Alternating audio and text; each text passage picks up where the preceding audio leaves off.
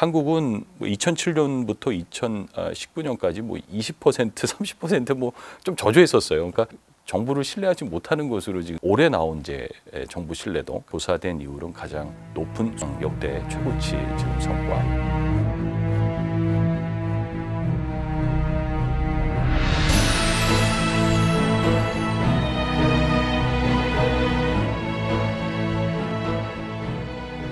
OECD는 1961년 9월에 설립된 국제기구입니다. 경제협력 개발기구라고 하고요. 현재까지는 38개국, 주요 선진국이라고 할 수 있겠고요. 우리나라는 1996년에 12월 달에 29번째로 가입을 하게 됐습니다. 세 가지 목적을 가지고 지금 국제사회에 영향력을 미치고 있습니다.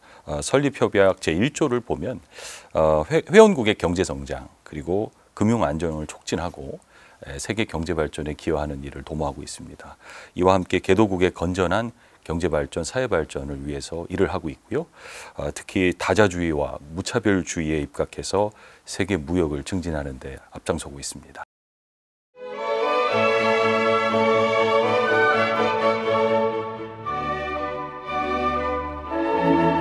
이 정부 신뢰도 조사는 현재 월드 갤럽 폴이라고 하는 아주 국제적 수준의 여론조사 기관에서 이제 수집을 하고 있고, 시민 1000명을 대상으로 귀하는 당신의 정부를 신뢰합니까? 라는 문항에 대해서 그렇다, 아니다 이렇게 이제 대답을 하면서 정부의 지금 신뢰를 좀 측정해 나가고 있는데, 한국은 2007년부터 2019년까지 20%, 30% 좀 저조했었어요. 그러니까 국민분들 중에 한 3분의 1, 많게는 4분의 2 정도 좀 안 되는 숫자는 정부를 신뢰하지 못하는 것으로 지금 계속 나오고 있고, 퍼센테이지로 지금 볼 때 올해 나온 이제 정부 신뢰도, 그러니까 이제 작년에 조사했기 때문에 아마 분명히 코로나 맥락에서 국민분들이 이제 정부 평가를 해주셨는데, 그때 성과는 가장 역대 최고치 지금 성과, 지금 45%.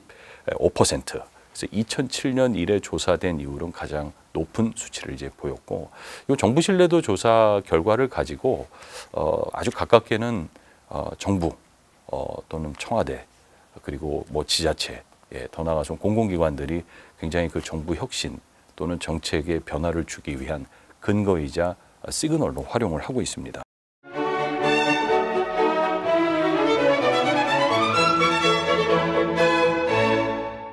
조사 시점이라는 걸 간과할 수는 없겠습니다. 가장 중요한 거는 이제 작년에 조사를 했거든요. 작년 하반기에. 그때 당시를 생각하지 않을 수 없을 것 같아요. 아무래도 이제 코로나19의 팬데믹 때문에 굉장히 국민분들이 어려움에 있으셨지만, 정부와의 또 파트너십, 또 참여적이고 협력적인 거버넌스 문화를 만들어 주셨죠.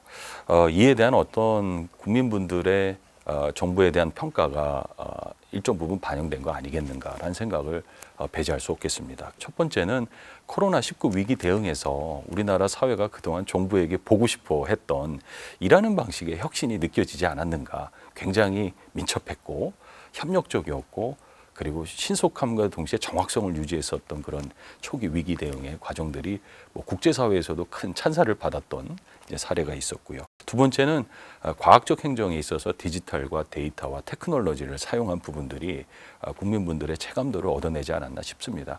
세 번째는 공공소통 그리고 시민 참여의 문화가 위기 과정에서도 작동이 됐다.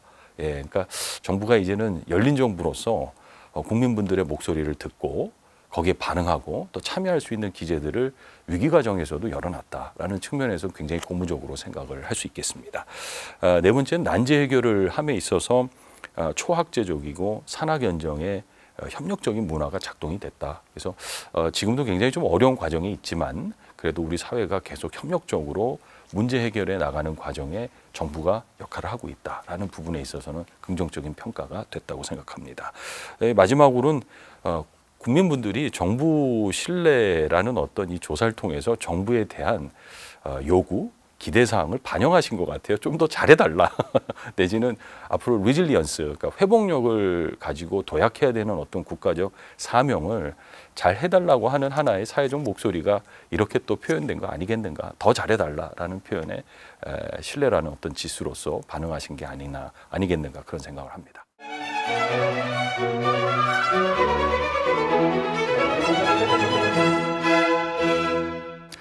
제가 본격적으로 우리 한국개발연구원 그리고 국제정책대학원에서 정부 신뢰 연구를 하게 된 게 이제 횟수로 7년이 됩니다.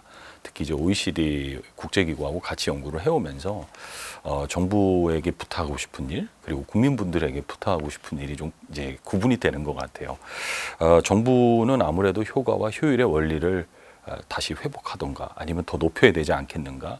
그냥 국민분들이 지금 보고 있는 굉장히 높은 수준의 기대치가 지금 기존에 일하는 방식으로 이게 도달할 수 있겠는가에 대해서 굉장히 문제의식을 좀 느끼고 있어요. 앞으로 이런 4차 산업혁명, 특히 디지털 전환 시대에 있어서 인공지능이 또 정부에 또는 사회에 이제 도입됐을 때 과연 우리 공직자분들의 역량으로 공직자분들이 갖고 계신 일하는 방식으로 국민분들이 바라보는 기대 수준을 만족시킬 수 있겠는가? 공공 서비스를 제공할 수 있겠는가? 특히 사회적 난제를 해결할 수 있겠는가? 이런 부분들에 대해서는 항상 성찰적으로 접근해 주셨으면 좋겠다. 이런 부탁을 드리고 싶고, 특히 이제 코로나가 우리 한국 사회에 전 세계에 준 굉장히 중요한 도전 과제가 미래지향적이고 예측 가능한 예견력이 있는 정부의 역량을 요구하고 있습니다.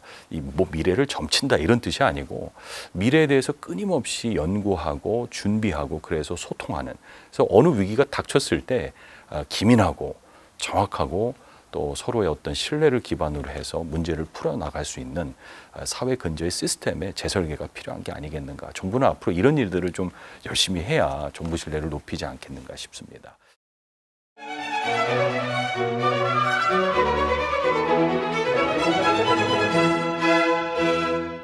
국민분들에게 좀 부탁드리고 싶은 것도 한 3가지가 있는데요. 참여와 협력을 해야 되는 판도라의 상자는 이미 열려버렸어요. 그러니까 직접민주주의라는 게 이제 작동하게 됐는데 사실 아직은 대의민주주의 시스템으로 되어 있죠. 그러니까 어떻게 보면 대의민주주의가 잘 안 되니까 이걸로 해결할 수가 없으니까 직접민주주의, 참여민주주의가 지금 작동할 수밖에 없는 당위성을 갖게 됐는데 더 중요한 거는 참여와 협력의 질이 중요합니다. 두 번째는 저는 페이크 뉴스 얘기를 꼭 하고 싶었어요. 왜냐하면 정부 신뢰라는 게 의외로 여론과 언론의 영향을 많이 이제 받는 지표다 보니까 우리 국민분들이 정부에 대한 관심도 높고 정책에 대한 지식이 높기 때문에 정부에 대한 평가가 상당히 빠르고 강하세요. 근데 한 번 정도는 수기하는 과정을 가지셨으면 좋겠습니다. 수기. 곰곰이 한번 생각해 보는 거죠. 내가 정부를 평가할 때 정말 잘 알고 하는 건가? 내가 갖고 있는 지식이나 근거나 아니면 내가 판단하려고 하는 그 근저가 정말 정부를 잘 판단할 수 있을 정도의 과학적인 것인가에 대한 좀 한번 되짚어보는, 숙고해보는 그런 아마 학습 태도가 좀 있으면 좋겠다. 뭐 남을 평가하는 건 쉽죠. 근데 정부 평가하는 거는 국민분들의 권리고 의무세요. 근데 그 지점에서는 한번 정부를 곰곰이 스터디할 수 있는, 학습할 수 있는 기회도 필요하신 것 같아요. 너무 즉흥적으로 평가하셔서 이렇게 반응하시다 보면 오히려 국격을 떨어뜨리는, 국가의 뭐 위상이나 아니면 사회 경제적인 어떤 글로벌에 있어서 품격을 저해하는 일들도 나타날 수 있겠고요. 오히려 그런 부분들이 자칫 잘못하면 이 미디어나 언론 생태계에 허위 조작 정보 뉴스로도 나타날 수 있겠고, 또 특히 그런 허위 조작 정보에 대해서 정부 평가하는 일도 잘 방어를 하셨으면 좋겠어요. 그래서 어쩌면 이제 미디어 리터러시도 가져주셨으면 좋겠다, 이런 부분을 드리고, 마지막으로는 선진국 시민으로서 좀 자신감을 가지시고, 이제는 선진국이다 보니까 선진국과 개도국 간의 이런 정부의 어떤 발전, 그리고 정부 발전은 곧 이제 경제와 글로벌 사회 전체 발전에 있어서 하나의 중요한 동인 아니겠습니까? 그래서 글로벌 시민으로서 우리나라만 신뢰를 높이는 부분도 중요하겠지만 다른 나라의 정부 신뢰 높일 수 있는 그런 부분에도 관심을 가져주시면서 정부와 함께 선진국으로서의 리더십, 그리고 여러 가지 발전할 수 있는 활동에 적극적으로 참여해 주시기를 부탁을 드리고 싶습니다.